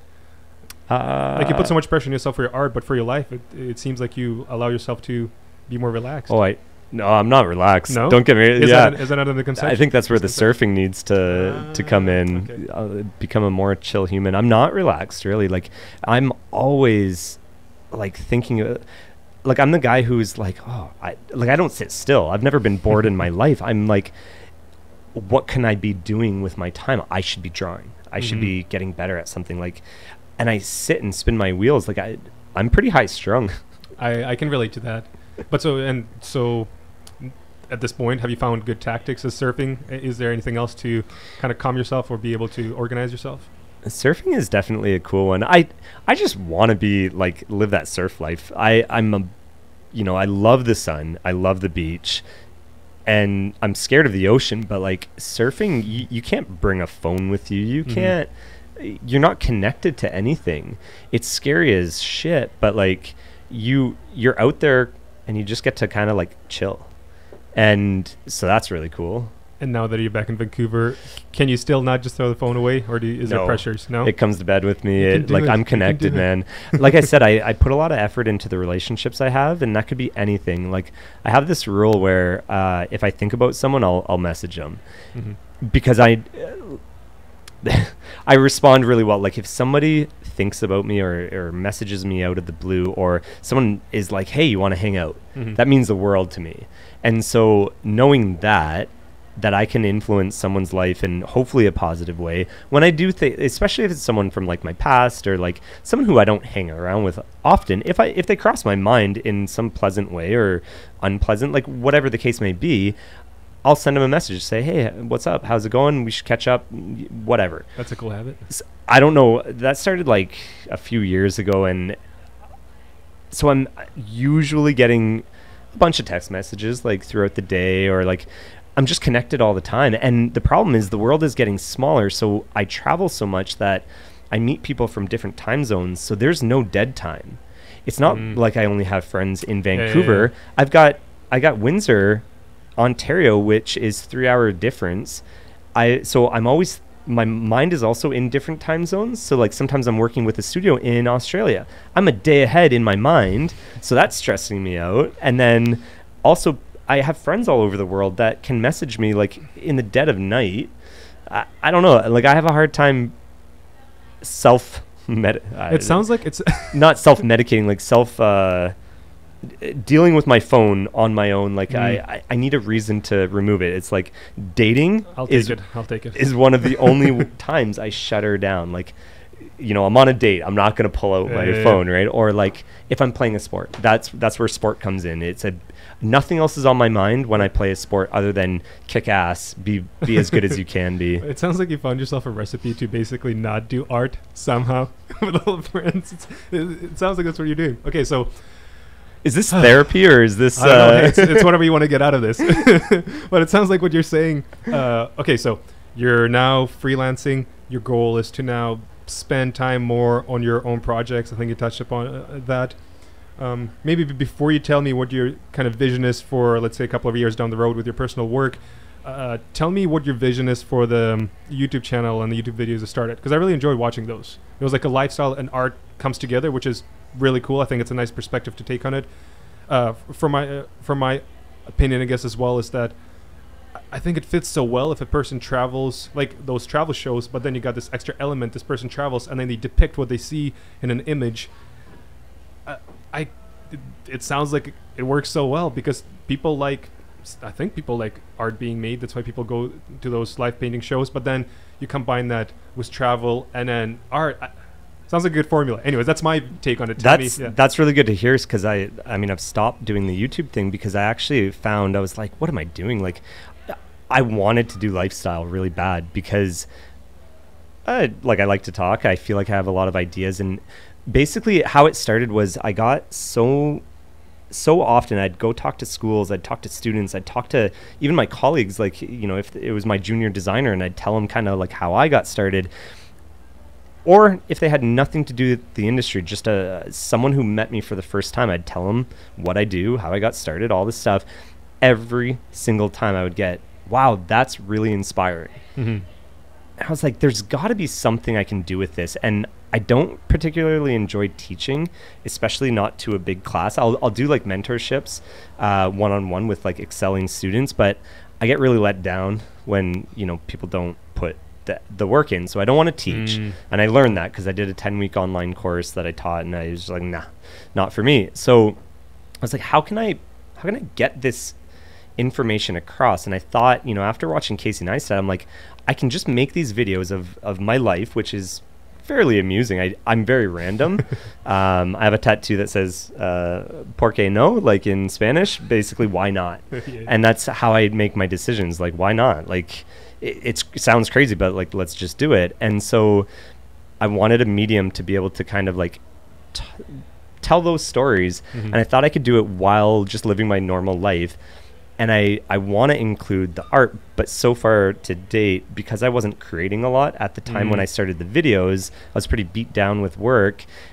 They became lifestyle, which didn't draw any of my Instagram following. So I think the future of it, if I can get myself re-energized, which is going to happen in the next few weeks, is to first put a lot of like useful content out. So I will include a little bit of that lifestyle. I'll include a little bit of me as the personality, because I do really want to be a focus, because so many people can make like a how to draw video, but even if that's the case, they can't be me. So I'll always have that, that, you know, they might come just for me, and I'm okay with that. Yeah. So I'll include that, but I want to do content. I want to talk to things like working remotely with, you know, all Apple products, because that's what I did. Instead of buying like a Cintiq or anything like that, like a portable unit like that, which was huge, I just bought an iPad Pro and a Apple Pencil, and then I got a MacBook Pro, which I ended up carrying too much equipment. But like, I want to make videos that are kind of like, okay, if you want to do this, like, this is how you do it, or how to draw ponytails. I don't know. Like, I really love ponytails. So like, I'm going to do a few that people can share and that are less like, they don't need to know who I am first. I think that's where I kind of went wrong with starting my channel. Is I was trying to focus on like me, and nobody knows, like, nobody cares yet. If I give them some content that they can really use, they'll buy into and be like, oh, he really does this. Like, I've never even mentioned on my channel really like what I do, or shown my past work, or really talked about the industry. I just kind of went into like, oh, this is what I do. I play volleyball and I skateboard, and I look, you know, like I'm copying Casey Neistat. I don't know. You seem to really care about the response, though. It sounds like you really want to make sure that the outcome is also. Why do you think? Or well, because that'll be like, I want things that are meaningful to people, and I want it to be useful, because that's where the longevity and like that's where I can do it as a career. I could really make any video I want. That's a lot of pressure, though. I know, and so that's what I have to train myself to do. Is finished is better than perfect. This is a huge thing I'm fighting with right now. I published a book in 2012, not knowing shit about publishing a book. I self-published it. I used a publisher, or not even a publisher. I used a printer in my hometown that had never published, like, printed a book.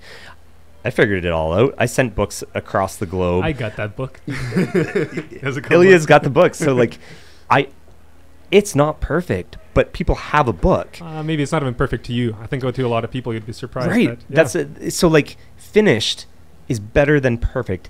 I have not made a book since then. It's been 5 years, I think, almost 6 years since I put that book out. I haven't made another book because I'm too afraid that now I'm an art director and like, I know better.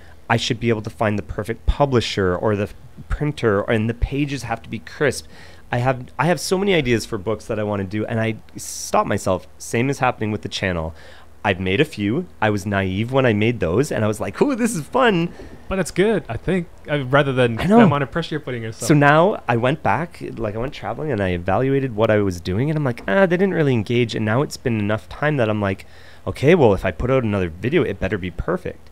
So now I know I'm gonna go home after this recording. I will go home and I will just make a video, and it's gonna be good. Maybe it'll just be an apology and be like, no. You're the best. Just do what you do. Yeah, so that's a huge thing, and that's something that, you know, Casey hits on all the time in his videos. And I do watch these videos and like get these perspectives from different creatives, and like hearing that, just a little reminder. It's like, you're right. Like, I need to just create content. I know people are going to engage with it. Like, look what's happened with my career. Like, I never cared about the money I was going to make.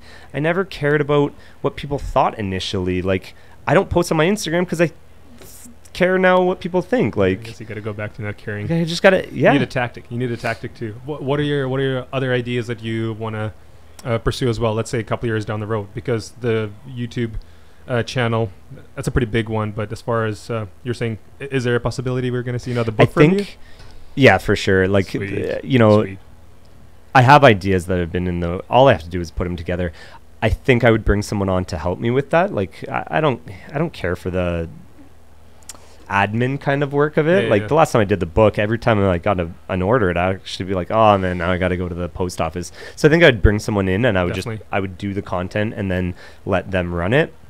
And then aside from that, I think what's going to happen is if the YouTube thing goes really well, I'll keep obviously working on these development projects and drawing and working with studios and building these relationships. But I think if the YouTube thing goes well, it might inspire me. Like, I love editing. I love the actual filmmaking. Like, I love the storytelling. I think what I'll try to do is finally shift to doing a short film, like maybe something in the animated form. And I was really inspired being in Bali. The water conditions are in some areas amazing. In other areas, polluted. Indonesia has the worst plastic in the ocean problem. And I swam through it every single stroke in Kuta in Bali after a storm, and every paddle stroke was garbage all over my arms. And so I've never really been an advocate for anything. I just, it's like, how can I affect anything?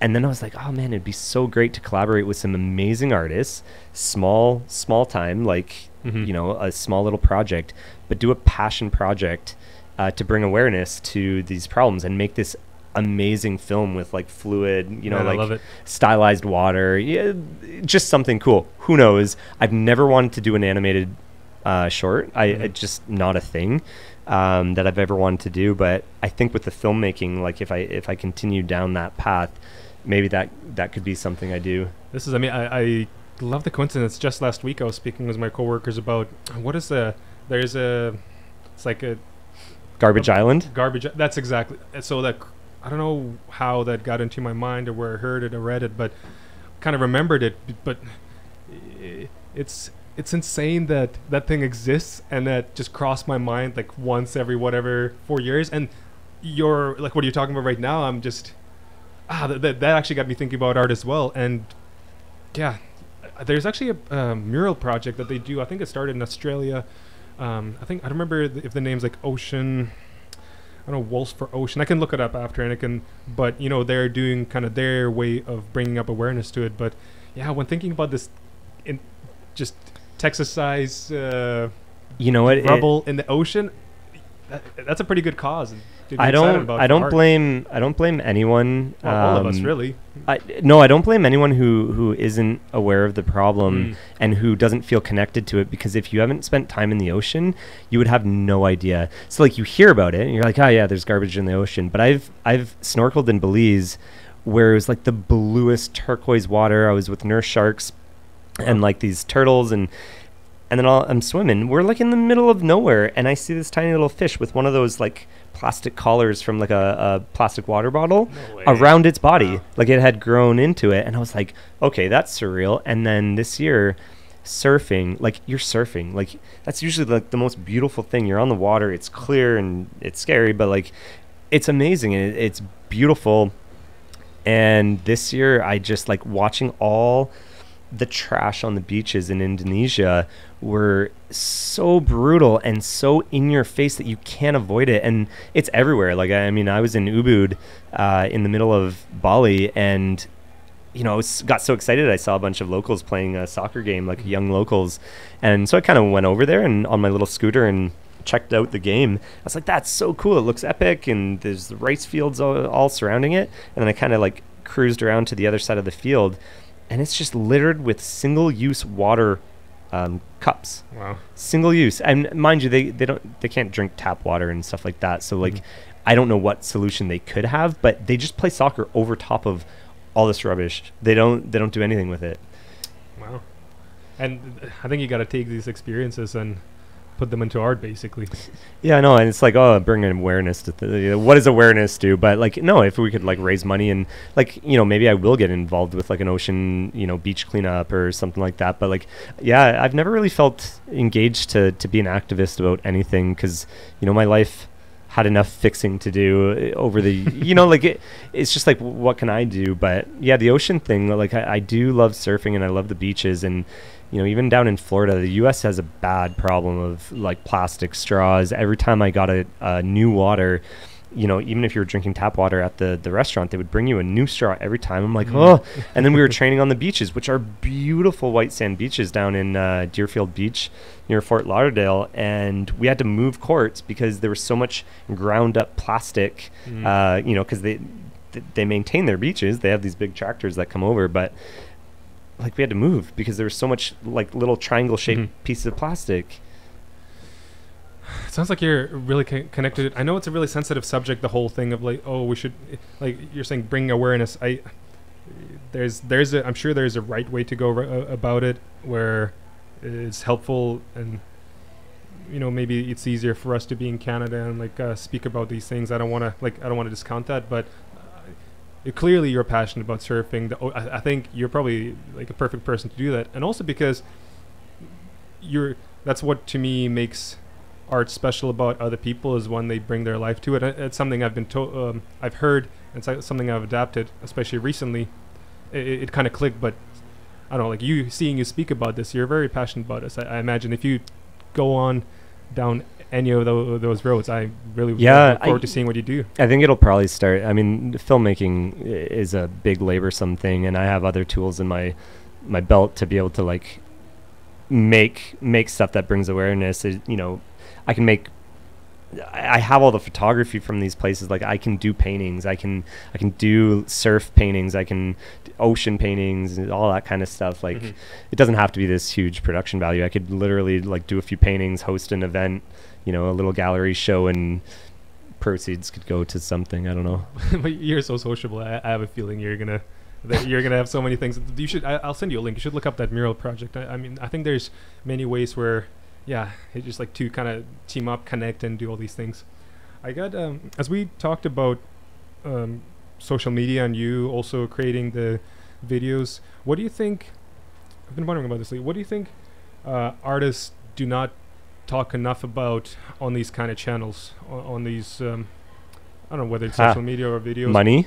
Yeah? So not that we have to talk numbers on this show, but I can tell you from experience that anyone who doesn't talk about money in our industry is underpaid. Oh yeah. And they're usually taken advantage of. Not like, I mean, it's not malicious, but anyone who's ever been candid enough with me to ask about money has done so much better for themselves. I have one situation where this young female approached me, and she's like, I want to ask you about rates, because this company's asking me to take this bigger position, but this is what they're offering. And so I was able to guide her to get the job descriptions from HR and kind of compare what she does now, what blah blah blah, basically get all the info. And then, she kind of told me what she does, and I gave her a ballpark. And she's like, oh, they're offering me this. And she went armed with all this knowledge, having talked to me, having looked at the job descriptions and what's being expected. And I don't know if she talked to anyone else, but she went into the interview and she ended up getting, I'm pretty sure what she told me, she got $200 per week more without contest. Wow. Like, if someone doesn't come back and be like, ooh, let us think about it, they're just like, you know what, more, that sounds right. Like, wow. Clearly they're lowballing you, and rightfully so. Any studio should. Why would they pay you more than you're asking? Or like, if you're not asking for it, why would they spend any more money on the project, right? Like, it makes sense. You can't even be mad at the studios for that. Why would they they can kind of build a culture where, yes, they're the studio that pays more, but if you don't arm yourself with the right knowledge, you're gonna be in a bad position most of your career.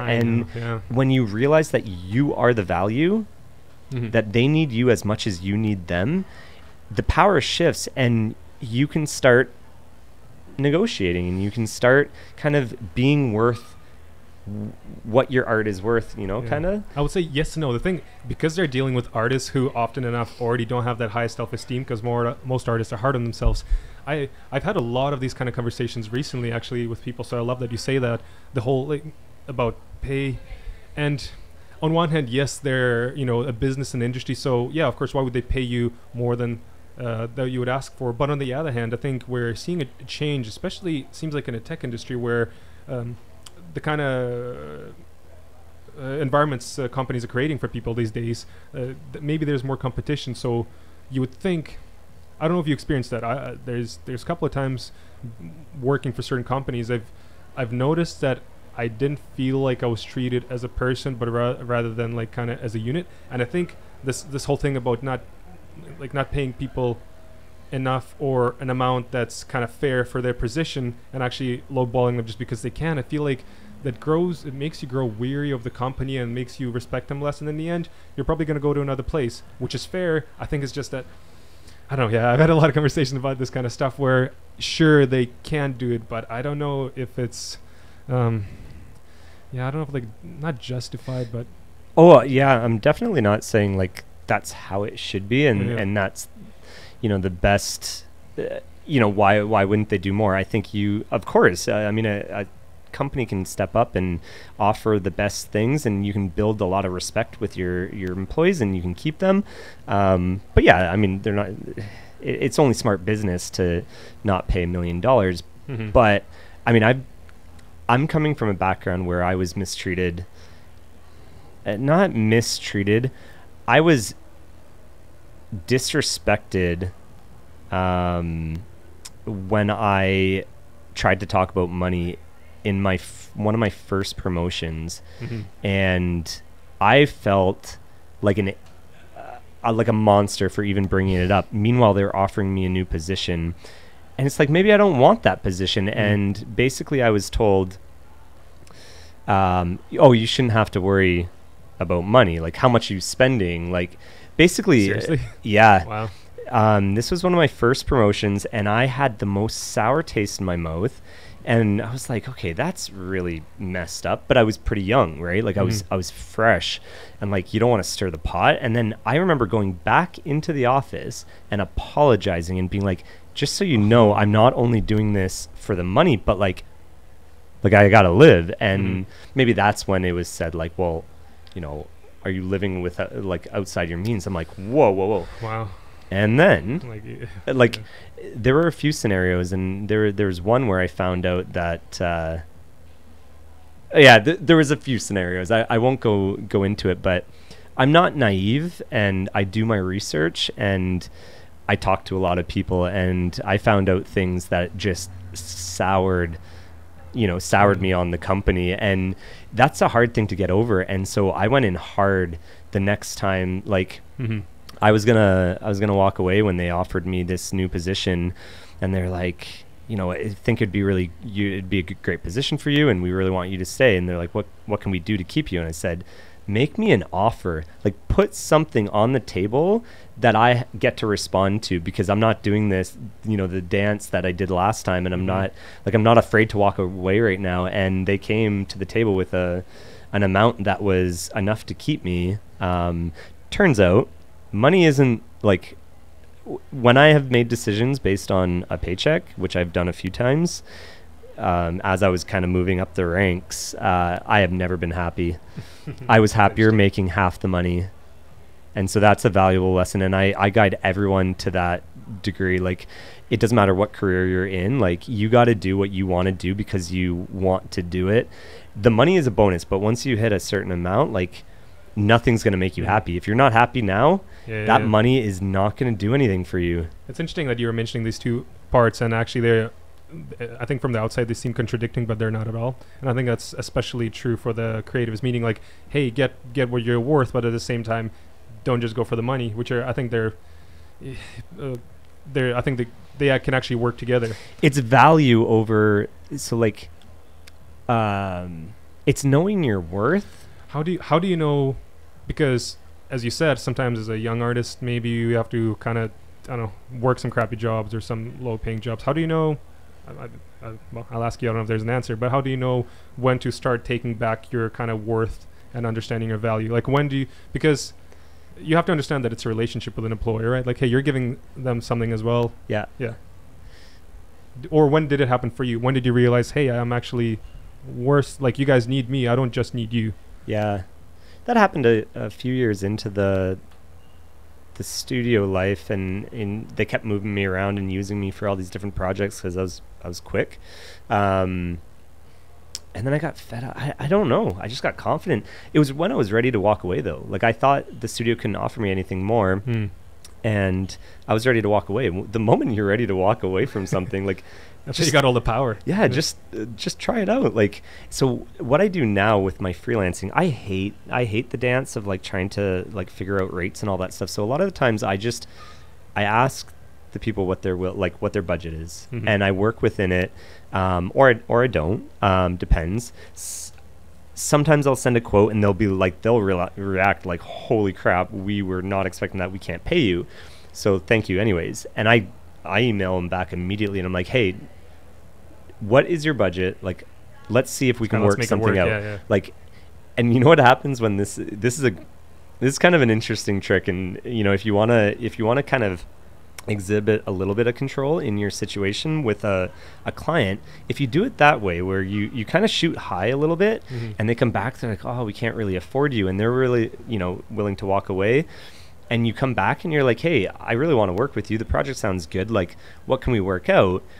It almost seems like you're doing them a favor, and the revisions become fewer, and it's a little hack. It's a little that's a pro tip for you. Yeah, that's a good one. Yeah. But I mean, if you don't shoot high, like, so if you're not afraid that they're going to walk away, and this comes down to managing people, not necessarily like, it's not just politics. Like, well, it is politics, like, to be able to navigate personalities. If you're willing to converse about it, then shoot a little bit. Like, ask for what you want, and then if they're smart, they don't, like, they'll say, like, oh, sorry, we can't afford that. Like, they won't just, like, shut you down completely. And then you always have a chance to come back and be like, okay, how can we make this work? Like, I'm willing to work for this. Like, just don't tell anyone, like, for future stuff. So make it a conversation rather than just like a firm. I always, like, even in the wording of your email, if you can know those little words that kind of keep it open and not just like firm. And nobody teaches you about this stuff too. That's kind of, I think there's a lot of trouble in that. And I wonder if that's why you end up seeing artists not being paid properly for their work. Is because, well, part of it is not talking about it, but also, just no education about what should you even be asking for. I mean, luckily now there's these websites popping up like Glassdoor, and you can kind of see the average, but still. I have a lot of buddies in the engineering world, and the engineers don't have a union, but what they do have is their own, like, they have a community, and that community basically sends out a survey at the end of every year and says, what positions did you work this year? What were you paid? And everyone who agrees to do this survey sends in basically their rates. Oh, cool. And it goes into a data bank, and they compile it all, and basically they develop like the average for these positions. So if you were taking, you're a new engineer and you're taking on a job, you can go to this website and say, okay, well, this is the type of work I'm doing. What should I be charging? So they self-govern themselves because they don't have a union to, keep them all in check. Well, that just adds a bit of transparency. I'm surprised we don't exactly have that, or not to that extent. Someone, it would take just someone doing it. I'm sure, like, are you kidding? If all the artists got together and were like, yeah, man, like, anonymously, this is what I make, this is my position, you'd be shocked. Yeah. Gotta share. Oh, man, we don't have a lot of time left, so let me just run through some questions. Honestly, I have a feeling we just talk here for like a day, and it's still not. You're very good at this. You've never been caught on a flight with me, poor souls. Hey, I'm willing to listen. I think there's a lot of good information. Hey, they're artists, are probably going to be happy. Let me run through a couple of questions before we have to get out of here. What is the most common question you get about your art, or just what is a common question you get, especially on your social media, if you were just throw it out there? Besides, what tools do you use? Oh, that's the most annoying question, right? Yeah. What tools do you use? Do you read? It's all about the tools. yeah. What questions do I get? Oh man, I get a bunch. I get asked a lot. I do a lot of interviews, huh? Look at you. I do. Students reach out to me often, and I like answering the questions because it reveals more about, like, as I answer them, like, I'm like, oh, shit. Makes you think about it, right? Yeah. But most questions kind of like, how do I get into the industry, kind of. There's no quick answer there, I guess, yeah. No, but what I do tell them is that it's so much easier, once you get in the industry. Like, going through school was the hardest part for me. Once you get in, so anytime once a you tour, get the first job, once a tour comes through, like the studio, and I get to talk to the students, I always tell them, like, guys, it's gonna get easier. You only have one job to do once you're in the industry. Like in film school, you wear every hat. Yeah. This is probably a bigger one, but I like asking it. How do you define success for yourself?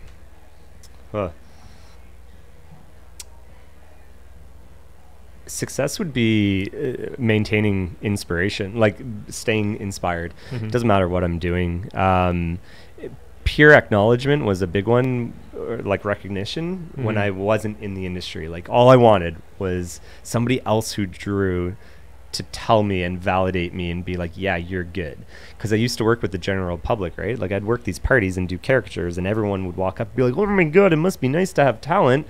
Like you should work for Disney, or you should do this for a living. And I'm like, I'm being paid right now to do this. So like I got tired of hearing that over and over again, and I had to get out of caricatures because it was a stagnant art and it was working with the general public, and all I wanted were other artists to be like, yeah man, you're really good, or like look up to me or whatever. So that used to be a huge one, but now it's just, like success will be maintaining a lifestyle that keeps me inspired and happy. And happiness is not an end goal. It's just like a constant. It's For like, sure. how do I, or it's not a constant. It's like one day's one thing, but like to have general, be content with the direction I'm headed. And so that, to me, that's success. I've already had every dream I've had of working in the industry, and all the positions I've ever wanted have all come true. And that left me with a big empty hole in my... Were those worth pursuits? Were those pursuits worthy? I mean, of course, yeah. But I kept, it happened so fast. By 3 years in the industry, I had achieved almost everything I wanted to achieve, and it left me with a big empty spot in my soul where I had no idea what to do. Nothing was making me happy. Yeah, that's what actually sounded like when you were in the beginning. You went through this. You really went through it quickly, but I mean, even on the timeline, it seemed like it was pretty quick. Are you finding it hard to find inspiration now? Is that why you're success? And that's hard to find inspiration. Now I'm happy. Like I'm content. Like I was lost before. Now I have new directions that are. It's just finding that next thing. A goal. Yeah. That's it. I didn't have a goal. I had reached everything, and I didn't have something in the future. The only thing I really was looking forward to was like maybe starting a family, but I couldn't date because I wasn't happy. Yeah, that's another good place too. Yeah, but it sounds like you got a bunch of goals now, though. Yeah, exactly. So now I'm inspired, and I can also reflect and be like, holy crap, I'm really lucky to be doing what I'm doing. Like it took a while. For 2 years, I was just like, I didn't even feel like I could complain to anyone, because anyone would give the shirt off their back to have my position, right? Like I was being paid to do what I love, and like I was having all these successes, and I was unhappy. So yeah, now it's like just learning what happiness actually is rather than what people think it is, right? Yeah. So that's the traveling thing. Like it's so cheesy to say like, oh, you found yourself, but like no, I like removed myself from the bad situation, and I've put myself in a better one where I have more control, and now I have new goals and things to look forward to. Just gain some perspective, basically, right? Yeah. Do you have a nemesis? A nemesis? Like a somebody to despise. Skateboarding. Skateboarding's my nemesis. I'm terrified to get back on it. Are you gonna do it though? Yeah. Just don't break your wrists, man. Have you been to Kits? Those hills are steep, man. Oh yeah. Like even a 1% grade sends me like just like oh.